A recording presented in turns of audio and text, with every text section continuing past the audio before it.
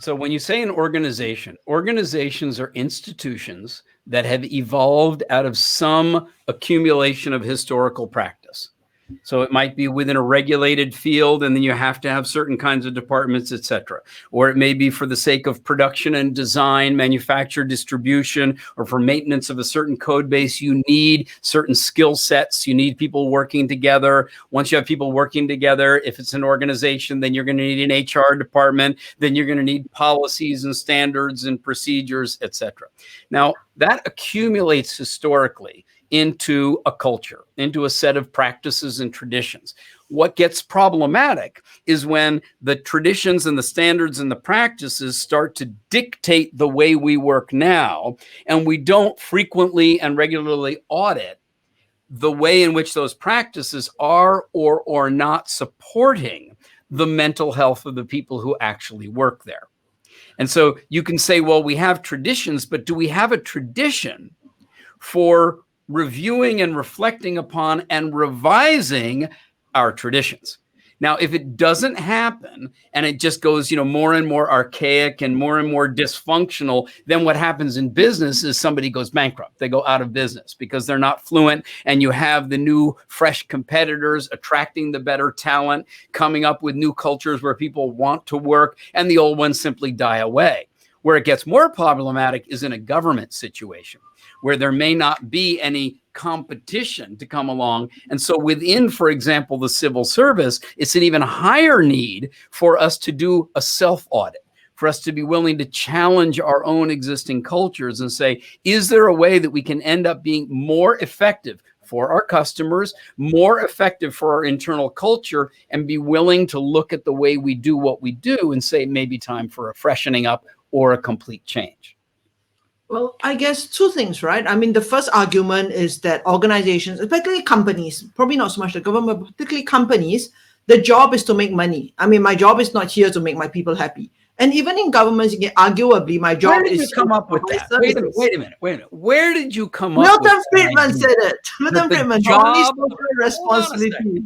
Hold on a second. Milton Friedman and the Chicago School of Economists were the ones who came out very strongly and said the purpose of the organization is to increase shareholder value, not to take care of the employees, not to take care of the environment, not to take care of the community. Sweetie, that's an old era that the world is stepping beyond quickly right now. We know, and if you listen to Jamie Dimon, if you look at the Financial Times, if you look at Davos, and you look, business is waking up and saying, no, our job is not just to make money. That is so shallow. That is ancient already. Our job is to have healthy communities. Our job is to develop healthy people, have healthy customers, and work in a healthy ecosystem so that the business itself and the communities where our talent and our customers come from can flourish. But my question is, can it even be done? I mean, can we even address all these arcade things, right? Especially if you look at the sheer volume of them, B, the whole idea that if it's aim broke, don't fix it. Do you think it can be done? Johnson was talking about how, you should talk about your engaging service and spirit. But I'm like, Johnson, are you sure? Does this really apply to like normal companies that I work in? Are you asking me or are you asking Johnson? No, I'm asking you. Does it work? I mean, this actually real? I mean, okay, is it real life? And it's more severe than that because, as you know, we're living in an era of a particular kind of ecological crisis, catastrophe coming along.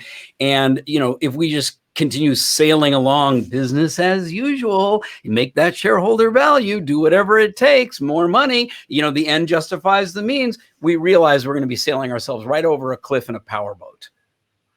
So now you ask the question, can the change actually come about? And this is a fabulous question for anybody who's a human being, because being human means you're also being mortal. None of us are going to be here forever. We can talk about our grandchildren's generation, but baby, you ain't going to be around for it. So then the question is, what do you want to do with your life? You can throw up your hands and say, well, we can't change it anyway, so I'm just going to make as much money as I possibly can. But that's where the damage to mental fitness comes from. The alternative is to say, within the world in which I live, the business, the community, the family, the neighborhood, the culture of my company, what can I do to actually make a difference that does matter. And each of us can do something, which might include saying, the culture of this organization is so broken and leadership is so uncommitted to fixing it, it's time for me to go find some other place to work. But if you're committed to stay, then don't just stay and gripe and complain, because then you're part of the problem. Then stay and say, I've chosen to stay, and do what it is that you can, even if it's at a very small level, to actually uplift the spirit of the people you work with, to take better care of the colleagues and the customers who you serve.